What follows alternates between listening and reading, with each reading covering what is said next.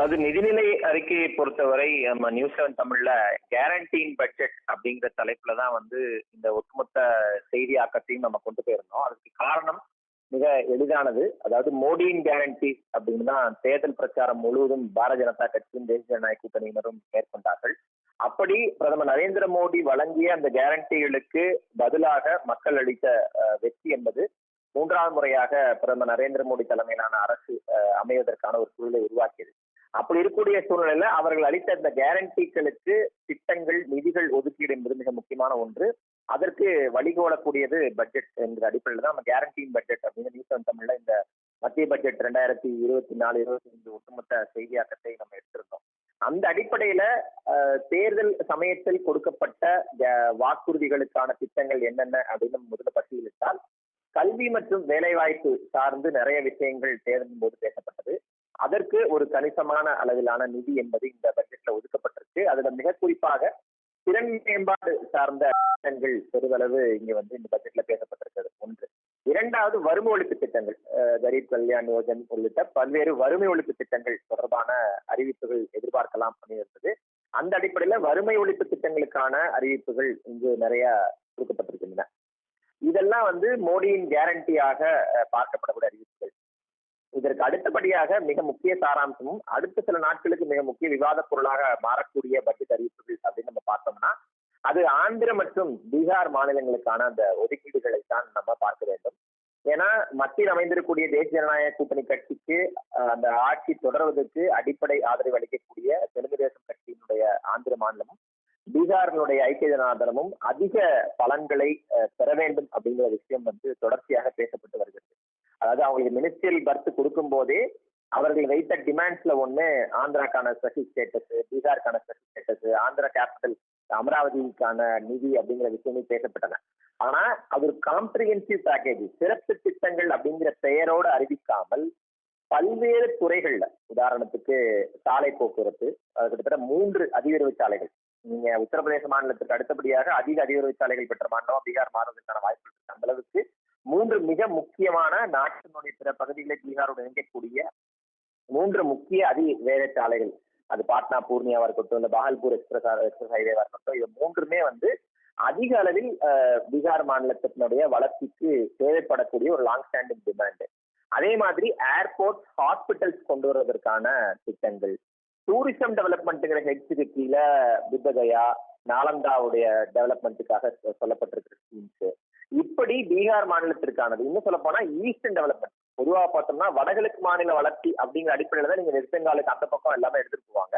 ஆனா இந்த மாதிரி ஈஸ்டர்ன் ஸ்டேட் அப்படின்னு ரொம்ப கவனமாக நீங்க வந்து சத்தீஸ்கர்ல ஆரம்பிச்சு அப்படியே வெஸ்ட் பெங்கால், ஒரிசா, ஆந்திரால கொண்டு வந்து நிறுத்துறாங்க. ரொம்ப குறிப்பா நம்ம பார்க்கணும்னா சதர்ன் ஸ்டேட்ஸ் தான் ஆந்திரா இது வரைக்கும் சொல்லப்பட்டு வந்துச்சு. ஆனா முதல் முறையாக ஈஸ்டர்ன் ஸ்டேட் டெவலப்மெண்ட் அப்படிங்கிற அடிப்படையில ஆந்திராவை அந்த பட்டியல, அந்த 5 ஸ்டேட் டெவலப்மெண்ட் பட்டியலுக்குள்ள கொண்டு வர்றாங்க.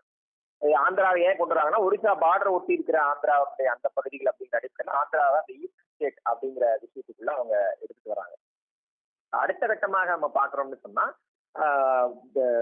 ஆந்திர தலைநகர் அமராவதிக்கான அந்த 15,000 கோடி பிளஸ் மல்டிநேஷனல் கம்பெனிஸினுடைய பஞ்ச கொண்டு வரும், சர்வதேச நிதியங்களுடைய நிதிகளை கொண்டு வருவது அப்படிங்கிற அறிவிப்பும் ரொம்ப முக்கியமானதா இருக்கு. அப்ப ஒட்டுமொத்த அறிவிப்புல கிட்டத்தட்ட 10,000 கோடி ரூபாய் அளவிலான நிதியை இந்த 2 மாநிலங்கள் பெற்றிருப்பதுதான் வந்து அடுத்த சில நாட்களுக்கு பட்ஜெட் குறித்த ஒரு மிக முக்கியமான விவாத பொருளாக மாறும்.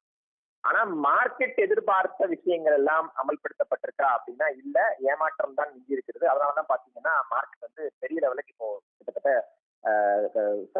சரிந்திருக்கு அப்படின்னு நம்ம சொல்லலாம். ஏன்னா வந்து மார்க்கெட் வந்து நிறைய கேபிட்டல் இன்வெஸ்ட்மெண்ட் சார்ந்து, அதே மாதிரி எக்கனாமி வந்து பூஸ்ட் பண்றது, பொருளாதாரத்தை மேம்படுத்துவது சார்ந்த ஸ்பெஷல் பேக்கேஜஸ், ஸ்கீம்ஸ், இப்படியான விஷயங்கள் தான் அதிகமாக மார்க்கெட் எக்ஸ்பெக்டேஷனா இருந்துச்சு. ஆனா அப்படி இல்லாமல் சில பொதுவான அறிவிப்புகள், ஆந்திர பீகாருக்கான ஸ்பெஷல் அறிவிப்புகளோடு அது முடிவடைந்த காரணத்தினால மார்க்கெட் ஒரு டிசப்பாயின்மெண்ட் என்பது ஏற்பட்டு பங்கு சந்தை என்பது பெரிய அளவுக்கு கீழே விழுந்திருக்கு அப்படிங்கிற நம்ம பார்க்கணும்.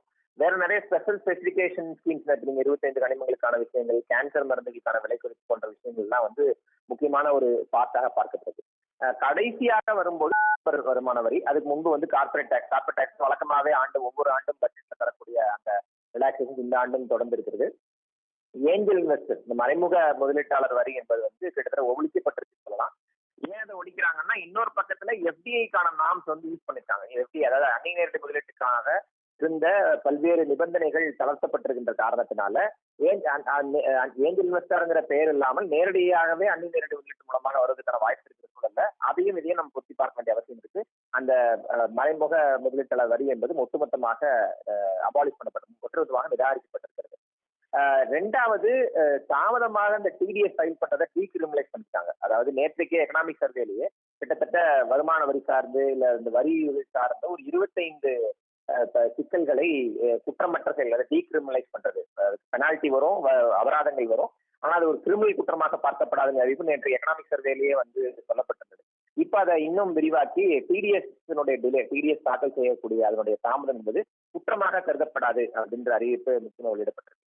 வருமான வரியை பொறுத்த வரைக்கும் தொடக்கத்திலேயே நிதியமைச்சர் ஒரு பஞ்ச் வச்சுட்டு தான் அடுத்து உள்ள போறாங்க. அதாவது new tax regime, old tax regime, இதுல 2 பேர் வந்து நியூ டாக்ஸ் ரெஜிம் சூஸ் பண்ணிட்டாங்க கடந்த வருஷத்துல. அதனால கவர்மெண்டோட அந்த நியூ டாக்ஸ் ரெஜிம் இனிஷியேட்டிவ் அப்படிங்கிறது வந்து ஒரு சக்சஸ்ஃபுல்லா போயிட்டு இருக்குன்னு சொல்லிட்டு தான் பர்சனல் இன்கம் டாக்ஸ்குள்ள வந்து அந்த ரிலாக்ஸேஷன் வராங்க. பெரிய அளவுக்கு மாற்றங்கள்லாம் இல்லை. அதாவது 10 லட்சம் வரைக்கும், ஆனா அதுலதான் ஒரு லட்சம் இன்க்ரீஸ் பண்ணிருக்காங்க. கடந்த வருஷம் வந்து 6 to 9 ஆனது இப்ப 7 to 10 இருக்கு, 3 to 6 ஆனது 3 to 7 இருக்கு, இப்படி ஒவ்வொரு லட்சம் இன்க்ரீஸ் பண்ணிருக்காங்க. 10 லட்சத்துக்கு மேல அதே பழைய விஷயங்கள் தான் தொடருது அப்படின்னு நம்ம பார்க்கலாம். அப்போ ஒட்டுமொத்தமாக மத்திய அரசு தேர்தலின் போது வழங்கிய சில வாக்குறுதிகள் நிறைவேற்றுவதற்கான நிதிகளும், கூட்டணி கட்சிகளை சமாதானம் செய்வதற்காக, கூட்டணி கட்சிகளுக்கு தேவைகளை பூர்த்தி செய்வதற்காக பீகார் மற்றும் ஆந்திர மாநிலங்களுக்கான அதிக நிதியும், பர்சனல் இன்கம் டாக்ஸ் ஒரு பெரிய எதிர்பார்ப்பு இருந்த ஒரு சூழல்ல பெரிய அளவுக்கு எதிர்பார்ப்புகளை பூர்த்தி செய்யாத மாதிரியான அறிவிப்புகளுமாக இது முடிஞ்சிருக்கிறது. 9 முன்னுரிமைகள் அடிப்படையில் இந்த பட்ஜெட் வடிவமைக்கப்பட்டதாக நிர்மலா சீதாராமன் சொல்லியிருந்தாரு. அந்த 9 முன்னுரிமைகளிலுமே 3-4 முன்னுரிமைகளுக்கு தான் அதிக நிதிகள் ஒதுக்கப்பட்டிருக்கின்றன.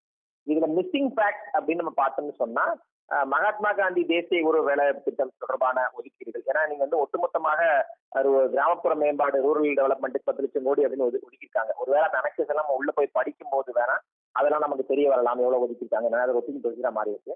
மகாத்மா காந்தி தேசிய ஊரக திட்டம் போன்ற விஷயங்கள், பிரதமர் வீடு கட்டு திட்டத்துக்கு ஒதுக்கியிருக்காங்க.